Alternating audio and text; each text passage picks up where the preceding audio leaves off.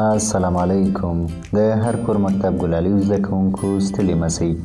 د ریاضي مضمون څلورم درس ته ښه راغلاست. په تیر درس کې مو له 0 څخه تر 10 پورې په انګلیسي او پښتو ژبو اعداد له سپیل سره یو ځای زده کړل. د نن ورځې په درس کې به له 10 څخه تر 100 پورې په پښتو ژبه د اعدادو لیکل او ویل زده کړو. راځئ چې راپیل یې کړو. له 10 څخه تر 100 پورې د اعدادو په ویلو کې موږ او تاسې د 10 کلمه بیا تکراروو. راځئ چې ویې وایو: 11 12 14 14 15 16 17 18 19 او 20.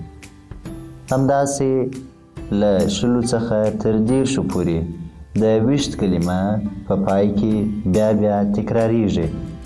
راځئ چې مثالونه یې ووایو: 21 22 23 24 25 او همداسې تر 10 پورې.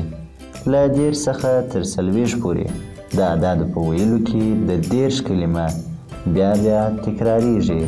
راځئ چې مثالونه یې ووایو: 11 22 23 14 15 او همداسې تر 40 پورې. له 40 څخه تر 50 پورې د اعدادو په ویلو کې د 40 کلمه بیا تکراریږي. راځئ چې مثالونه یې ووایو: 41 42 43 44 45 46 او داسې تر 50 پورې.